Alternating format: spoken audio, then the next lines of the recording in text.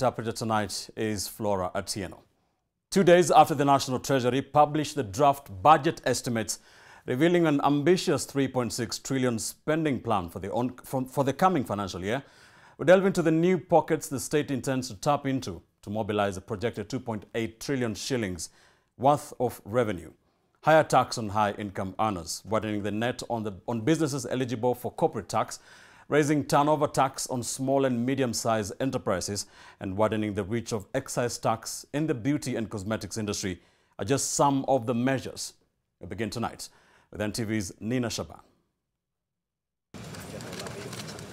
The Kenya Kwanza government has finally made public its debut Finance Bill 2023, a document fleshing out the various avenues it intends to use to meet the 2.8 trillion shillings revenue target it has set itself in its first full financial year.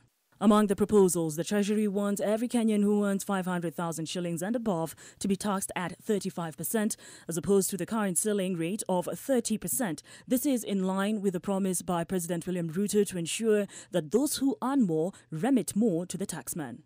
Further, the National Treasury is proposing to rope more business ventures into the corporate tax bracket. In the Finance Bill, the Exchequer is proposing to trim the band of those eligible for turnover tax from the current 1 million to 50 million shillings annually to just those whose annual sales range between 500,000 and 15 million shillings.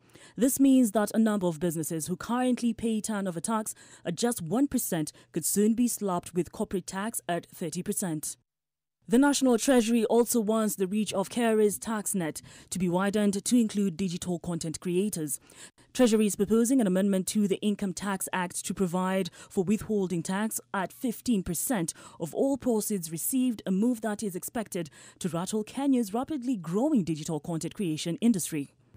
The Finance Bill also proposes introduction of mandatory 3% deduction of an employee's monthly salary, matched by another 3% from the employer to be remitted to the National Housing Development Fund. This fund is designed to be a vehicle for financing of purchase of housing units.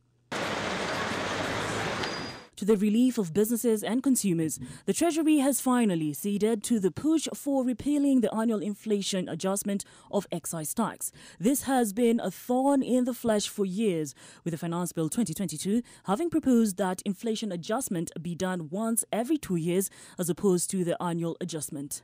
Still on the digital economy, the National Treasury wants the budding class of digital assets such as cryptocurrencies and non-fungible tokens to be roped into KES radar.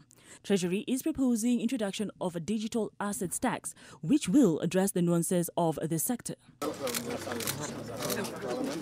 In line with President William Ruto's promise, the National Treasury has proposed to do away with value-added tax on exported service, an introduction which starred a significant debate following the Finance Act of 2022.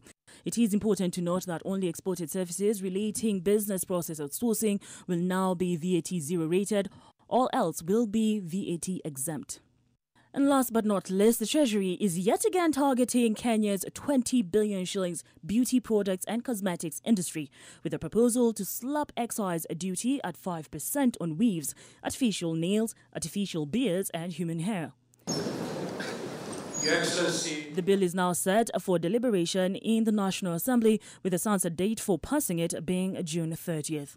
Nina Shaban, NTV.